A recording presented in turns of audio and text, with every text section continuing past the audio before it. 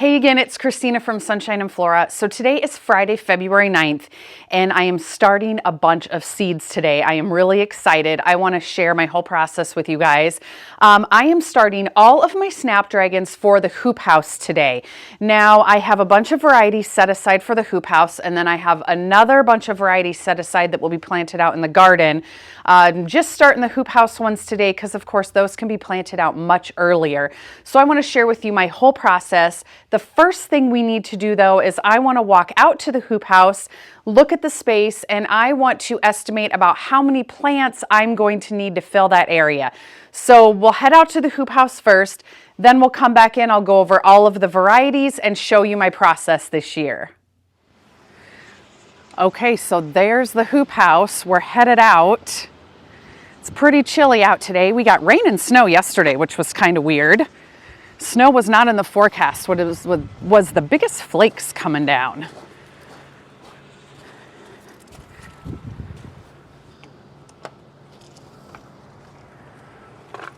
All right, here's the Hoophouse in February. So this is the area last year where I had all of my Snapdragons planted, and I really need to figure out if this is the same spot that I'm going to plant them this year. I don't think so. I think I'm going to flip sides because in the back here I have a bunch of ranunculus corms that I just left in the ground to see if they would do anything, and I actually see a bunch of new growth. So I just want to wait and see if those are actually going to bloom. Then in this area I have a bunch of self-seeded bupleurum, which I love bupleurum as a filler, and if you guys have been watching my videos, you know I use a lot of it. So I might just try to let this go. There's not a ton of it, just a few rows. And then from here all the way to here, this is all a violet campanula. Now, I have some campanula planted on the other side, which I'm going to show you, and you're going to think this looks dead compared to that, but I waited too long to plant this and then it got a little cold, but I do see new green growth on these plants, so I think they're going to be okay. They're just going to be a lot later than the white campanula. So I think I need to keep all of this as it is right now. Over in the corner, I have feverfew, which I may or may not keep. This whole center aisle, I think, is going to be for my ranunculus and anemones. So let's hop over to this side. So this is the area where I think I'm going to be planting the Snapdragons, and the plants that are in here need to be pulled out. This is old stock from last year. I got it planted too late and it got too hot and it just stalled out. So I was leaving it in for the cool season to see if I could get any blooms. I did get some blooms, which was neat, but it's definitely time to pull it out. So the one good thing about this spot too is my holes are already burned into the fabric at 4 inches apart, which that is the spacing that I like to use for Snapdragons. So I think half of this side of the Hoophouse is going to be all Snapdragons, and then I want to show you what's on the other half, which is those campanula that are looking way better than those campanula. I also need to find a new home for my tiller because I have to step in mud to walk down the aisle to get anywhere on this side. Well, it's in here from the winter. But here is the white campanula. Let me zoom in for you. Look at the difference between this and the violet. These are looking so good. They have grown so much this winter. I can't wait to see them bloom. Now, if we pan over, this is all self-seeded nigella that is in with the campanula. I really need to clean these out, but they're doing okay for now. These are really going to be beautiful blooms this spring, I hope. You know, when I bought this Hoophouse last year, it's a 16 by 28. I thought, oh my gosh, that is going to be so much planting space. I'm going to be able to get so many plants in there. And yes, it is, but you really do think that you could always have more space when you're planting under cover, because it is so nice to be able to plant earlier in the season and extend your season. I mean, I could fill five of these hoop houses easy, but I am lucky to have one. Oh, I'm also just noticing Louisa and I, my daughter, sowed some lettuce and spinach this fall just for fun, and I see some popping up. I'll have to put a picture of that up on the screen. Okay, sorry, I got sidetracked. I'm going to count how many rows I have, and this is going to be the Hoophouse Snapdragon planting. Again, I would have loved to fill a whole side, but I really think that I need to, well, obviously I have to leave that. I think I need to leave that and see what it does. The ranunculus, whether they grow or not, those will be pulled out when the temperatures get warm, because about 60 to 70 degrees, ranunculus start slowing and the blooms will slow. They're a very cool season flower. So regardless, that corner won't last long. All right, I'm gonna get counting. 16, 17, 18, 19, 20. Okay, so I have 33 rows this way and 8 rows this way. So I have room for 264 plants in here, which is a really good amount. So I'm probably gonna start, 300, maybe 350, because you know, all of the plants don't always make it, especially I'm gonna be doing soil blocking, so sometimes I lose a few on the outside because I'm not the best at watering. So I'll probably aim to start 350 snapdragon plants today. So let's head in and get those started. All right, so I'm back inside. I have all of my seed packets for the snapdragons for the hoop house. I'm going to be starting these with my soil blocker on these cafeteria trays.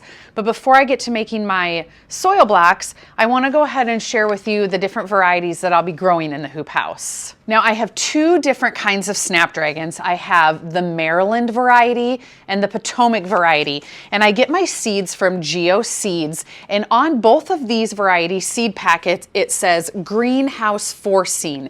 These 2 varieties, the Maryland and the Potomac, are specifically better for growing in the greenhouse. And so that is exclusively what I'm going to be growing in the greenhouse. I have some other varieties like the Costa and the Madame Butterfly series. Those are going to be planted out in the garden. But as far as the hoop house, Maryland and Potomac. And I have 4 colors of each. So for the Maryland, I'm going to be doing shell pink, lavender, white, and apple blossom. I've never grown apple blossom, but I see it all the time in people's Instagrams and other videos, and I had to have it this year. Okay, for the Potomac, I'm doing the Early Sunrise Mix, which is from Johnny's, one of my absolute favorites. I think this will be my 2nd or 3rd year growing it. Potomac Royal, another one of my favorites. I think I've grown this for like 4 years. Potomac Ivory, and Potomac Cherry Rose. So I think I'm going to have a really good mix of early spring colors here. So the next thing I need to do is get my soil mixed up for my soil blocks. This is what I use. It's the Vermont Compost Fort V.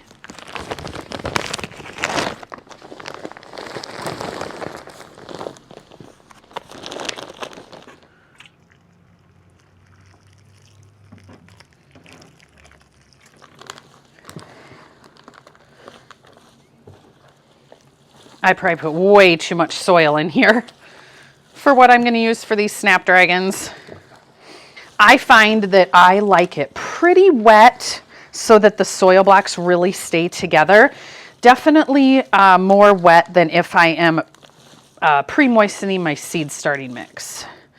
All right, that looks good. Time to wash my hands. So when you're making soil blocks, you want to take your soil blocker and press it into the soil multiple times because you really want to pack the soil into the soil blocker. And then I'm just using this plastic fork to scrape it off the bottom. Oh, there's a rock or something in there. Ooh, that was a chunk of something.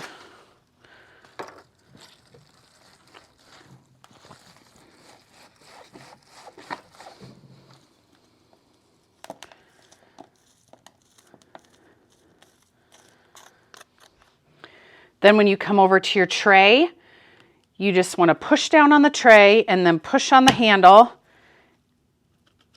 Oops, it's sticking. There, and they pop right out.